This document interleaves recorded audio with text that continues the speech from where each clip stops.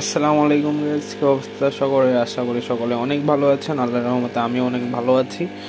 So আজকে আপনাদের দেখাবো আমার ইনডোর সেট আপ আর কি। মানে এ তো বেলকনিতে আমি একটা ভিতরে সেট আপ দিছি।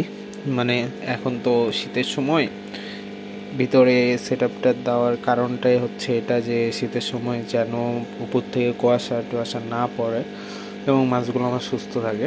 সো ইনডোর সেট আপ দিচ্ছি একটা ছোটোখাটো। এখানে ফলের ঝুড়ি আছে 4টা, আর এইখানে আছে 4টা ছোট ফলের ঝুড়ি আর কি। মানে এখানে আছে টোটাল 8টা ট্যাঙ্ক। আমি এখানে মাছ রাখছি আর এখানে হচ্ছে ফ্রাইগুলো রাখছি। গুড সাইজের মাছগুলো এখানে আছে। এখানে আমার আছে 2 পেয়ার কোবরা গাপ্পি, দেখতে পাচ্ছেন আপনারা। 2 পেয়ার কোবরা গাপ্পি আছে। এদের কাছ থেকে আমি ভালোই আর কি ফ্রাই কালেক্ট করছি। এখানে রেকটেল প্লাটিনাম ডাম্বো ইয়ার আছে, কোয়ালিটি মাশাআল্লাহ অনেক সুন্দর। এখানে আছে কোয়ালিটি মাশাআল্লাহ অনেক সুন্দর।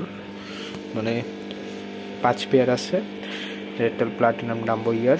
এখানে ব্ল্যাক মস্কো আমার 10 পেয়ার আছে,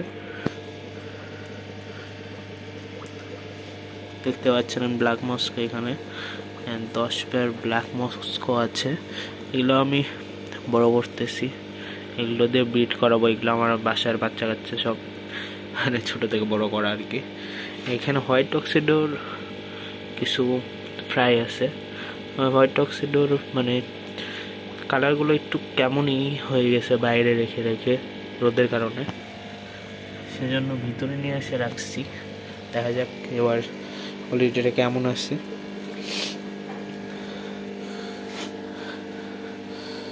এখানে কিছু আমার আছে, এখানে ফ্রাই আছে, হোয়াইট টক্সিডোর ফ্রাই আছে। এখানে আছে হচ্ছে কোবরা গাপ্পি ফ্রাই,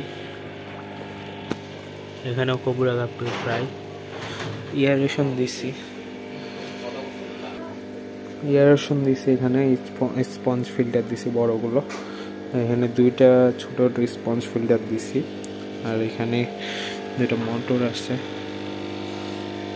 একটা দিয়ে ছোটগুলা হয়